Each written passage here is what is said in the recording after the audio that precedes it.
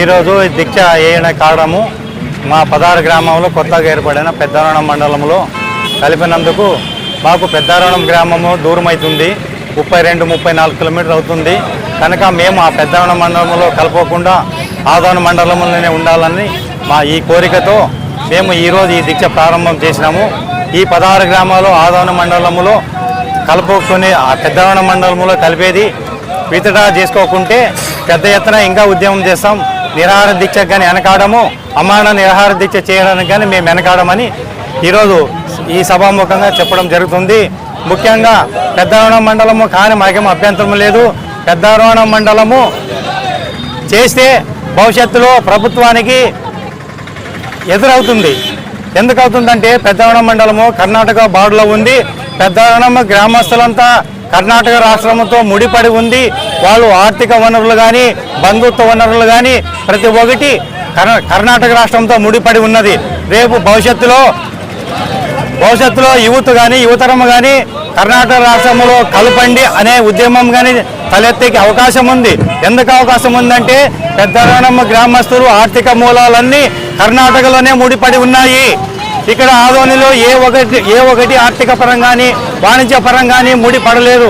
ఎందుకంటే పెద్దారణము పొద్దున లేస్తేనే పెద్దారణం బస్టాండ్ దగ్గర నిలబడితే పెద్దారణం గ్రామస్తులంతా సిరుగుంపై పోతారు కానీ ఆదోనికి వచ్చేవాళ్ళు ఎవరు ఉండరు. కేవలం 10 మంది 8 మంది నాయకులు మాత్రమే పెద్దారణం నుంచి ఆదోనికి వస్తారు. ఇంకా ఒకటి పెద్దారణం నుంచి ఆర్థిక వనరులు కానీ ఏదైనా కానీ అంత పెద్ద ఊరు కదా, వాళ్ళ ఆర్థిక మూలాలన్నీ సిరుగుంప, బళ్ళారి, బెంగళూరు అదంతా ఉన్నాయి. ఇంకా ఒకటి పెద్దారణంలో ఉద్యోగస్తులు 60-70% శాతము పిల్లలంతా కర్ణాటకలోనే ఉద్యోగాలు చేస్తున్నారు. కర్ణాటకలే ఆర్థిక పరంగా లావాదేవీలు పెట్టుకున్నారు. కాబట్టి భవిష్యత్తులో పెద్దారణమని కర్ణాటకలో కలపండి అనే డిమాండ్ మొదలవుతుంది. ఆ డిమాండ్ మొదలైనప్పుడు ప్రభుత్వానికి ఇబ్బంది రావచ్చు. కాబట్టి ఇప్పుడే ఆలోచన చేసి సరైన నిర్ణయంతో శాస్త్రీయంగా విభజన చేసి మా గ్రామాలకి న్యాయం చేయవాలని ఈ శిబిరం ముఖ్య ఉద్దేశం. అలాగే మేము పెద్దారణం పోవాలంటే కర్ణాటక రాష్ట్రం దాటి పోవాలి. అలాగే మండలాన్ని దాటి మండలాన్ని పోవాలి.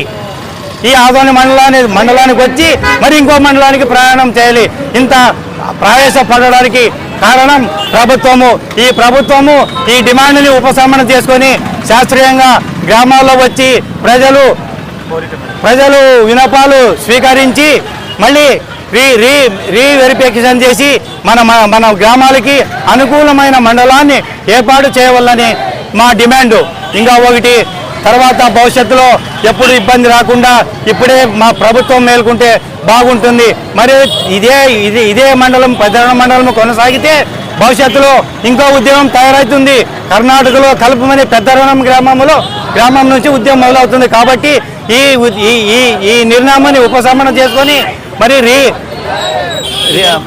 ఆలోచన చేసి పునరాలోచన చేసి మన గ్రామాలన్నీ ఆదోని మండలంలో ఉండవాలని కోరుకుంటూ ఈ అవకాశం ఇచ్చిన మీరందరికీ ధన్యవాదాలు తెలుపుతూ నా పేరు మేకల కార్మంచప్ప, నానాపురం గ్రామం, ఆదోని మండలం. ఈ రోజుకి ఈ ఉద్యమం 21 రోజు అవుతుంది.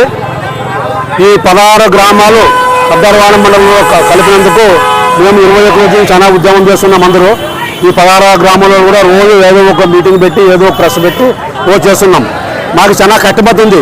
ఈ షాయి, నానాపురము, దానాపురము, నానాపల్లి, బసాపురము, మదిరే, చిన్నారివాణం, చిన్న గోన్యాలు, అన్నవాళ్ళు, జీవసల్లి, గణేకల్లు ఇన్ని గ్రామాలు మాకు చాలా రోజులు ఇబ్బంది అవుతుంది. ఈ పోవాలంటే 30 కిలోమీటర్ అవుతుంది, రావాలంటే 30 కిలోమీటర్ ఉంది.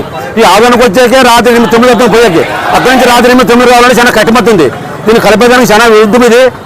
ఇప్పటికైనా దీన్ని నిర్మించుకుంటే బాగుంటుందని చెప్పి మన కలెక్టర్ కూడా పోయినా ఇచ్చినాము, మన ఆర్డీఓకి ఇచ్చినాము, ఎంఆర్ఓకి ఇచ్చినాము, ఎండీఓకి ఇచ్చినాము, అన్ని ఆఫీసర్లకు ఇచ్చినాము.